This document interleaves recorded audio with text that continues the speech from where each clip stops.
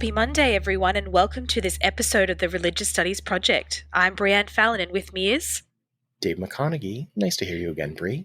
Nice to hear you too. Now, this week we have an episode that you recorded with Megan Goodwin. What were the major takeaways from this episode? I had the great pleasure of talking with Megan Goodwin, and Megan is an expert in what happens when communities are accused of sexual abuse and the way that accusations of sexual abuse are used to create marginal communities out of religious groups that are already small and precarious. And so in the United States, the examples that she talks about are Mormons and Muslims and Satanists during the Satanic Panic in the 1980s. And in each one of these cases, there were accusations of sexual abuse. Some of them were real. Sexual abuse in the United States and throughout the world is a very serious problem, and it's under-researched and under-theorized. But in these instances, the accusations of abuse were used to marginalize and generate prejudice against these groups. And so Megan Goodwin does a really good job explaining how in American life in particular, it peripheralizes and minoritizes these groups and how powerfully that controls the way that we can talk and speak and think about the discourse around sex and particularly how sex is used as a replacement for the idea of good religion and bad religion. It's a really powerful conversation. It does involve quite a bit of discussion about sexual abuse. And so we want to warn listeners that if that's a sensitive subject for you, to know that it's coming. If you'd prefer to read a transcript, that's available on the website as well. So take it away. My name is David McConeghy, and it's my great pleasure today to welcome Dr. Megan Goodwin, Program Director at Sacred Rites, visiting lecturer in religion at Northeastern University, and the co-host of one of our favorite podcasts, Keeping It 101. And if you don't know much about that, I encourage you to go back and listen to our episode with Elise Morgenstein first on religious literacy as social justice, where she talks a bit about it. Dr. Goodwin, thank you so much for joining us today. I am delighted to join you today. Thank you so much for having me. The occasion of our conversation is your really fascinating book, Abusing Religion, Literary Persecution, Sex Scandals, and American Minority Religions. And one of the things that I really am thankful for after reading your book is the idea that you present of contraceptive nationalism. And this is kind of a dense idea, and I want to give our listeners your definition of it. You've argued in the book that narratives of contraceptive nationalism are stories that attempt to defend the American body politic from insemination by religious outsiders by portraying them as sexual threats, and they minoritize religious outsiders through allegations of sexual abuse, substantiated or otherwise. Can you introduce this concept for our listeners and explain why this is such a critical theoretical lens in which we can talk about not only sexual abuse, but minoritization of religions in the United States? Yeah, and I think that's a great way to set it up, is that it's a minoritization, a marginalization strategy. Actually, strategy makes it sound like it's on purpose, and I'm not sure that Betty Mahmoudi was like, how can I villainize Muslims today? One of the things that I'm trying to do with contraceptive nationalism is look at the spaces where American religion gets not just reimagined, but restricted. So it seems counterintuitive to think this stupid book that you could buy at the airport, right, would have any sort of lasting impact on the American religio-political landscape. But they really, these garbage books really do, because it's, of course, never just the book. Sometimes it's also a movie. But more than that, it's this moment of, put my Foucault hat on, there's a discursive explosion here around concerns about religious outsiders, and specifically the way that if we let religion be too free, they, the religious outsiders, who are also racial outsiders a lot of the time, will take advantage of our freedoms to both pollute the American body politic in a religio-political way, and to, I mean, I used the word inseminate deliberately, even though it makes my skin crawl, because it's seen as an attack on white women and children who then stand in for the idea of America itself. Right. So let's back up, because I think for some of those that are perhaps outside of the U.S. and maybe less familiar with American kind of religious stuff, there's a lot to unpack there. So the three books that we're talking about that are investigated in your work are Michelle Remembers, about the Satanic Panic, Not Without My Daughter, which is a book about a woman who goes to Iran and has trouble leaving Iran again. That's a soft sell. Yes, she does have trouble getting understatement of the year, right? And then finally, John Krakauer's Under the Banner of Heaven, which is about polygyny and Mormonism. Yes, Mormon fundamentalism specific. He doesn't actually draw a line between those, which is part of the problem. But that's one of your big critiques of him. But I think for all three of these books, you're using their evidence of a kind of discourse about what America is, in terms of its purity, in terms of who counts as American, and that when religious outsiders try to count as American, we mark them as outsiders first by sexual difference. Am I following correctly in that? Yeah, I'm not sure if I would argue for the primacy of sexual difference as, again, I think I know that there's a racial aspect there as well, but I focused specifically on the sex and sexuality piece in part because that's where my formal training lies. That's where I started with this project. Allegations of sexual predation are a historically tried and true minoritization strategy, right? There's nothing unique to the United States about these kind of allegations. In terms of just saying like, well, you're an outsider or you should be an outsider. So clearly you are doing sketchy sex things, right? We see this around, medieval anti-Semitism. We see this around reactions to early Jesus people. Like clearly y'all are having orgies. Right. So that the accusations of sexual perversion and predation, not unique to the United States in any way. At the same time, the U.S. is especially, if not uniquely, invested in a connection between sex and religion. I say in the book, and I will say it now, that we're not really understanding how we think about religion or how we do religion in the United States if we're not thinking about sex, and vice versa. So it's not just, okay, people who are professedly religious turn to religion to learn how we should do sex. The idea of the United States comes out of a really specifically European Christian worldview that came to think of itself as white. And so even though we wouldn't necessarily, hopefully, have SCOTUS saying, well, the Bible says this about sex, so here's what is legal in the United States. But I mean, and we see this in Pellegrini and Jacobson's Love This In, it's honestly not that far off. What we have is an idea of religion as special, as protected, and our idea of the religion that is special and protected is connected to a very specific kind of religion, which is white, often conservative Christianity. So if we're looking at something like the Hobby Lobby case, which I talk about in the conclusion, it's not that the Supreme Court says, all right, all Americans have to think this way about sex. Right. But what they do say is this corporation, which we've decided is a person, pause, is entitled to religious freedom, pause again. And the way that we protect that religious freedom is by saying they sincerely believe this thing about sex and sexuality. And even though it is medically wrong, we, because religion is special, can't impugn their belief about sex. Right. So now this is the law of the land, no matter what the beliefs of the corporation's employees are. The short version, I think, is that we smuggle in Christian thinking with the serial numbers filed off to the way that we think about sex. And I want us to pay closer attention to that. And I also want us to pay attention to how we then use those conservative, Christian, very white ideas about what sex and sexuality should look like to regulate how religion can be practiced in the United States. Right. and what happens when you do it, quote unquote, wrong. So the body politic, as you're arguing here, is marked by race.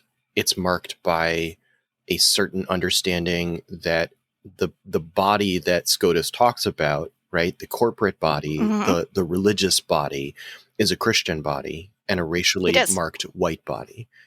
Absolutely. Although they don't really get into the racial piece. The whiteness gets to be unmarked. One of the consequences of how you defend that idea is to say, well, you're not white and you do sex differently, and therefore you don't count, or we're not going to Mm-hmm. protect what you want to do.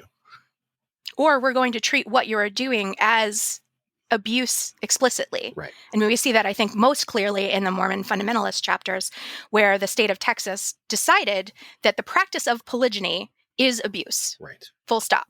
Regardless of whether or not people have entered into it willingly, and that's a whole bigger conversation, regardless of whether or not the state of Texas had made it safe to leave polygynous marriages, they said polygyny equals abuse, not abuse is happening in these polygynous communities. So the practice of theologically sanctioned sexual difference was the evidence of abuse that made the state of Texas truly go looking for an excuse to raid the Yearning for Zion Ranch.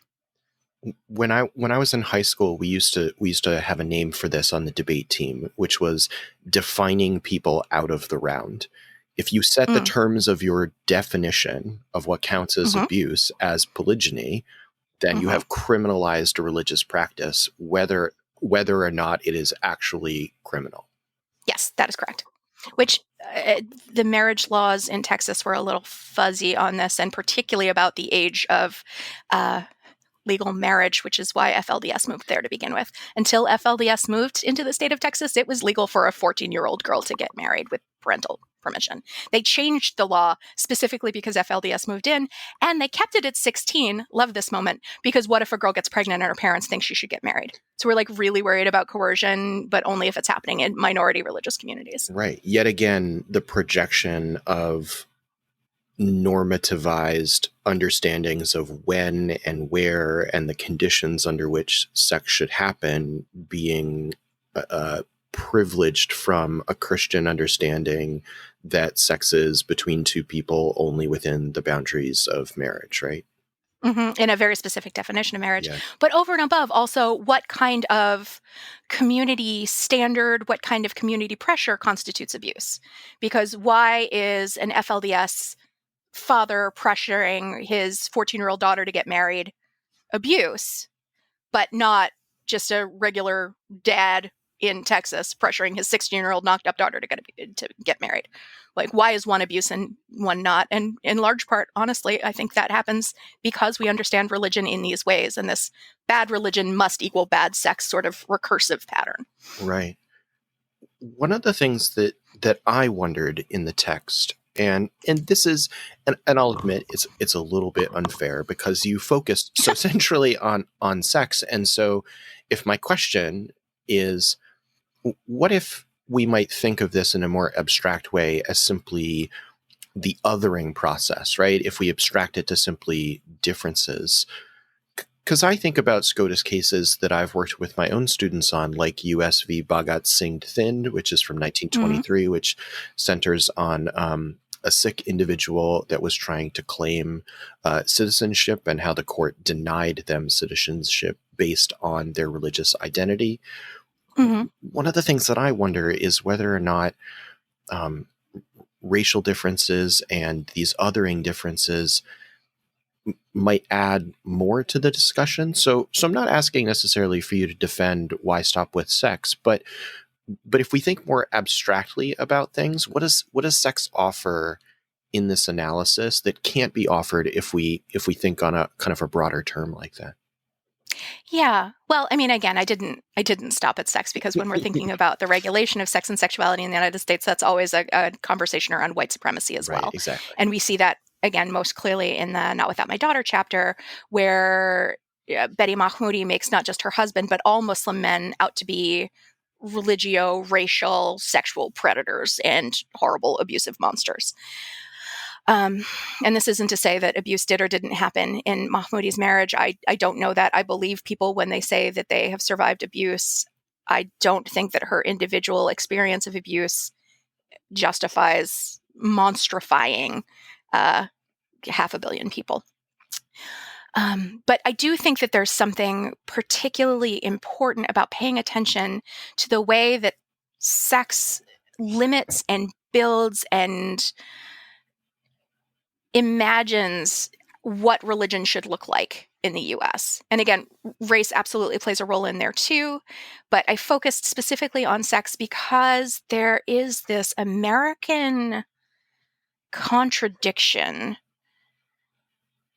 where we have, or we profess to have, a kind of national morality around sex. There, and we see this, emerge in the 1970s and 1980s explicitly. I talk about that in chapter 1. This idea of national values very much being tied to heterosexual two-partner, gender binary marriage where you have some but not too many children. And that becomes not just like what a good Christian looks like, but what a good American looks like. And of course, that is another space where whiteness goes unmarked. But the way that America polices itself and polices the world in terms of a sexual morality that very much draws from a specific kind of Christianity just fascinated me. And I wanted to dig more into that. Yeah. There's a lot of work in the construction of marginal religions or new religious movements or cults, but very little of it actually deals with sex and sexuality. And I found the work that did do that kind of engagement ultimately unsatisfying. So I wanted it to be a larger theoretical inquiry that really roots itself in critical theories of sexuality. And I hadn't seen that work done before, and it felt like an important contribution. You do say in the book that you think that religious sex abuse, and you mean this in kind of 3 ways, right? A sex abuse that happens within religious communities, sex abuse that happens by religious leaders, and then sex abuse or religious community members. Yeah, or members, and then sex abuse that may be in some way related to certain religious values, I believe is the 3rd one. Mm-hmm. So why has our field struggled to theorize sex in more complex ways? Specifically around the issue of abuse, I think we don't talk about it because we don't like to talk about it. It's uncomfortable. It's icky. And because we often treat accusations of sex abuse as just as serious as the abuse itself. And so often I think we'd rather not raise the possibility that abuse might be happening rather than make a false accusation, because we imagine the accusation of sex abuse to be devastating. Right. When honestly, if we look at the legal and public consequences for folks who have perpetrated or facilitated sex abuse, there aren't actually that many consequences for most of them. Right. So I'm drawing specifically in that space where I'm saying that sex abuse is under-theorized on the work of Katie Lofton and the folks who attended that first Yale conference around religious sex abuse, which has got to be like, yikes, 10 years ago now. And Katie's response to that, her retrospective, is just, this is such a huge, truly staggeringly huge problem. Why isn't there more? And there just isn't. But we are, I want to say, seeing a moment where the academy, and specifically religious studies, is starting to account for this phenomenon, to theorize this phenomenon. So looking at, Luce just gave a bunch of money to the Religious Sex Abuse Project, which is really exciting because that will fund yet more research. Folks like Brian Kleitz and Katie Holscher and Jack Downey are doing really interesting, smart work around not just sex abuse, but the overlap of sex abuse and colonialism, sex abuse and white supremacy. I think all the time about Katie's article that talks about priests being accused in Massachusetts, then being shipped off the American Southwest, right, where they continued to abuse children, but they were mostly Native and Latinx children. And they got away with it for years because that's not who we think of when we think of the target of sex abuse. I wonder whether part of what our field struggles with is, if as religious studies scholars, one of our goals is not to be bias free, but at least to be neutral in the moments when we are presenting the views of others so that they recognize them, that one of the challenges that we face with sex abuse is that we recognize that the abuse is wrong, but that we're unsure of how to present the responsibility of the community in which it happened. And so the kind of complicity of the community, and there are always going to be members of the community that are participating in cover-ups or numerous other forms of complicity that we could talk about, that like if we start down that chain, right, then our critique of that community's complicity in the sex abuse appears to be very not neutral anymore. Well, it also implicates us in our own communities. Right. Like this is why I've argued that we use this contraceptive nationalist strategy, device, whatever you want to call it, because it's easier to blame the weirdos for the horrible sex abuse than to say abuse happens because we let it. Right. Which is actually a piece I wrote over the summer about the Daniel Lavery coming out and naming the abuse that his father facilitated at Menlo Church. Right. Abuse never happens in a vacuum. Abuse never just happens between two people. It is always something that we allow to happen either by not noticing it or by deciding that it wasn't that bad, or it would be worse to address it than to just pretend it never happened. I think truly complicity is at the core of this. We don't like to talk about sex abuse as though it is common, although it is staggeringly so, because then it's something that's wrong with all of us and not just something that's wrong with religious outsiders or marginal communities. When I have spoken to my students about the kind of, and this will sound a little odd perhaps until I get to the end of it, but when I've spoken to my students about the kind of recent political moment with the January 6th insurrection at the Capitol, one of the things that I've talked to them about was my frustration with a number of responses, particularly by President-elect Biden during the insurrection, about claims that this is not who we are, right? Yeah. And I think that this really gets to the issue that you're talking about, because if contraceptive nationalism is about our self-narrative, about who we imagine that we are, then to say that we as a society are complicit in these sex abuse suggests that that each one of us has a complicity that we are unwilling to face. Yeah. Yeah. It is who the hell we are. It's not all of who we are, but it is absolutely who we are. And unless we take responsibility for that, we will not make any progress toward preventing sex abuse or, violent attacks on our capital. And so one of the things as a historian that strikes me about this is this isn't new.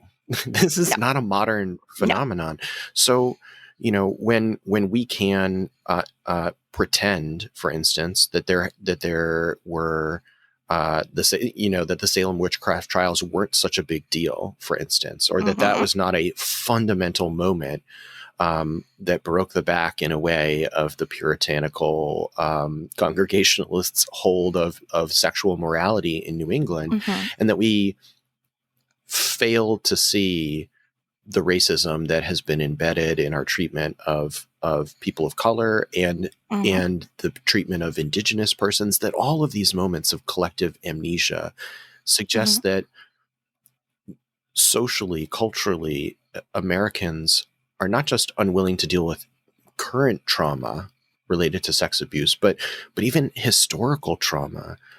What do you think we can do about that? What if it's all related to contraceptive nationalism and the body politic and defending that core, however fragile and false and lying it is to us? What can you and I do to undo the collective amnesia? Well, I mean, I wrote a book about it. I don't know what you're doing. I think I'm talking to you about your book.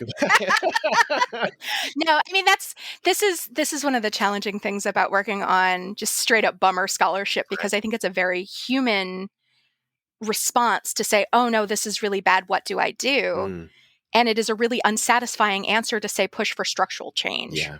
But yes, you can absolutely attend to these issues in your communities. You can push back when you see sex trafficking narratives emerge in ways that damage sex workers and don't actually protect children at all.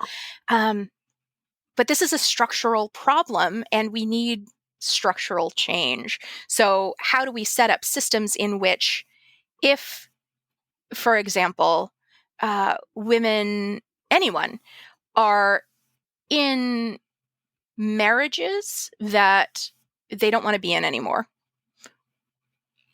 how do we help them leave an abusive situation safely? Right. By and large, law enforcement is not on the side of survivors of abuse. Mm. So how else can we structure responses to abuse that allow people to leave abusive situations safely, that make us more able to recognize abuse when it's happening? Like, frankly, I think this starts with defund the police, because law enforcement are not who should be responding to these situations of domestic violence or abuse or danger. But I also,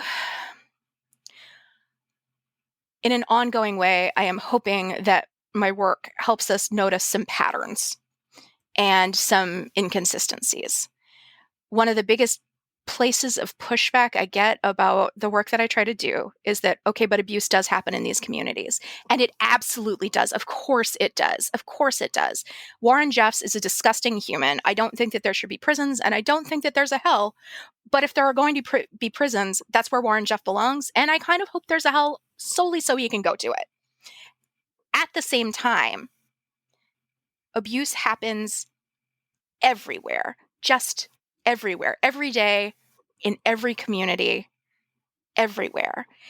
And the fact that we as a country get all riled up when it happens in a small town outside El Dorado, Texas, or when someone starts I'm going to, please hear my scare quotes, sex cult in California, because that Nexium guy got like centuries. Right. In terms of the sentence that he's supposed to be serving. It is a horrible example of sex abuse, but it is not unique. It's not unusual. So why do we attend to these things when they happen in small religious communities, but not, in downtown Lubbock? Why, if all of the community members of Yearning for Zion had to register as sex offenders, not because they themselves abused children, but because they allowed their children to live at Yearning for Zion, and because Yearning for Zion was a place that polygamy was practiced, the state of Texas said, you put your children in harm's way. If that's true, why don't we see the same reaction around even abuse in the Catholic Church? Right.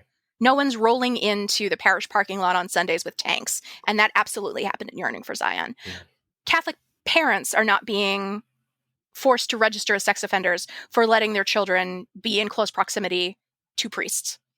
And I'm not, please know that I'm not arguing that that's what should happen. But I wonder about the size of the movements that I'm looking at as opposed to the size of the reaction to them.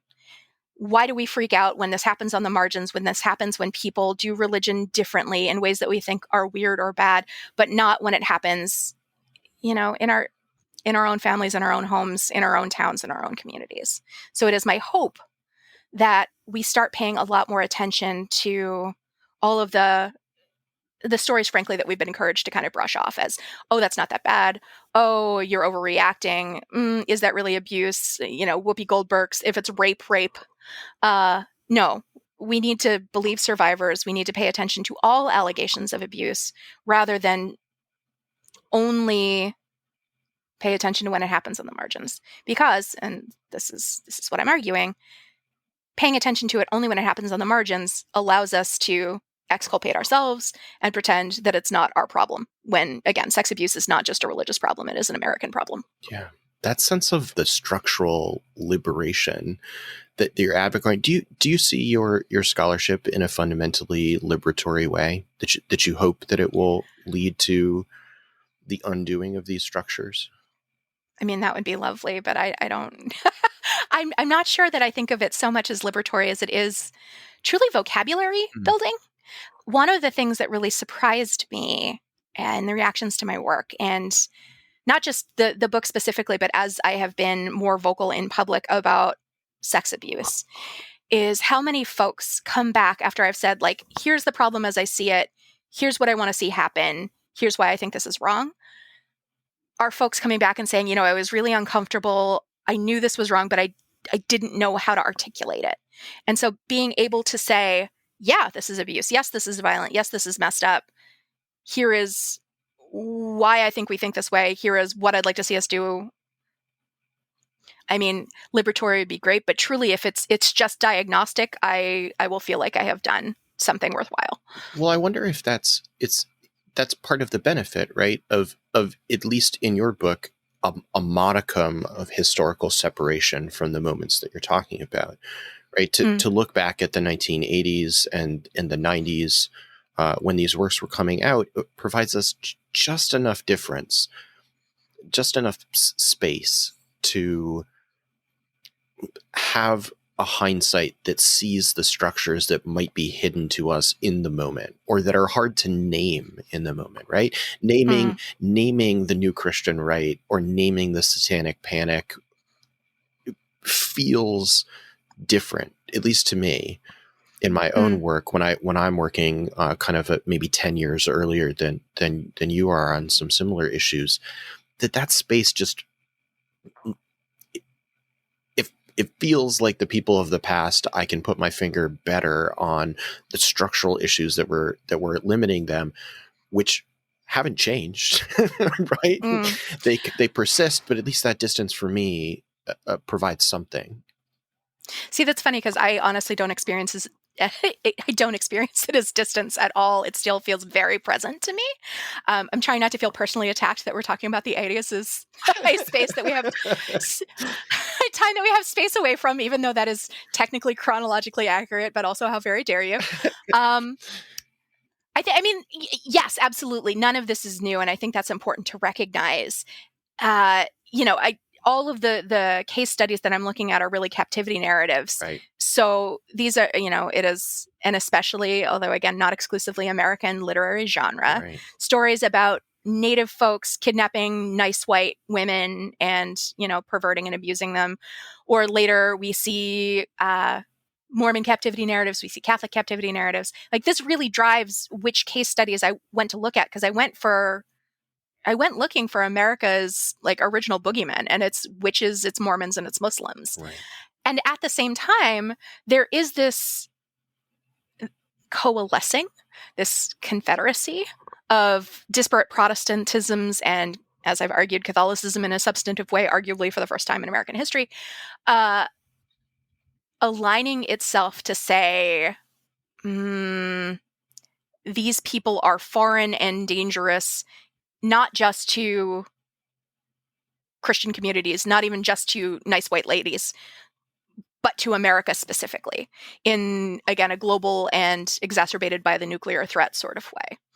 Yeah, but at the same time, yeah, it just doesn't feel past to me. I mean, it is impossible to look at, oh God, it was Sean Penn this past week, right? Who was talking about the Democrats and their sex parties and how they're stealing children for pedophilia. And it's just, you could truly lift that word for word, although not on Twitter, obviously, from 1986 and all of the hoopla surrounding the McMartin daycare trial. Right.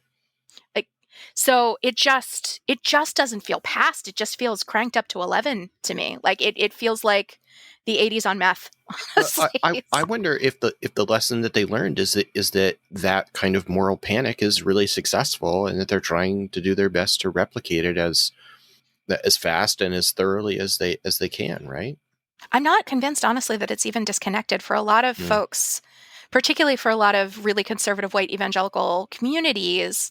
The Satanic Panic never actually ended. Oh, so there are traceable lines there, and that's not exclusive again to like people in churches. There are folks in law enforcement who will tell you the Satanic Panic never ended. This is always happening. We're just not supposed to talk about it anymore. Yeah. So yeah, I hesitate to speak to anyone's kind of intentionality about this, but I think, yes, history has proven that accusing outsiders of attacking your children, and particularly sexually attacking children, is a very effective marginalization strategy, and is a very effective strategy for justifying violence against that group. Well, I'm so thankful that you've been able to name it, right? And to really point to it, as you suggest, that the vocabulary addition here is so useful as we try to work against these things. I'm thankful for your work. Thank you, Megan. Thanks for your work. Thanks. And Thanks for reading it. It's been a delight to speak with you. It's been lovely speaking with you too. Thanks for letting me nerd out about the theory pieces. Absolutely. Anytime. Now, we hope you gained a lot from this episode with Dave and from Megan Goodwin. Make sure you follow us on our Twitter at @ProjectRS. And if you would like to keep our podcast on the air and keep coming to you free, head to our website and you can donate to us via Patreon. We also encourage everyone to shop using our Amazon affiliate links. This means you can buy books or toys or video games or clothing or perfume, whatever it is that you happen to be shopping for, all of your groceries, and that we get a tiny piece at no extra cost for you. These small financial incentives really help us defray the operational costs of running a website and a podcast and trying to work against the sense in higher education that so much of this labor should be done without compensation. We would like to fight back. We hope that you'll join us next time. So thanks for listening.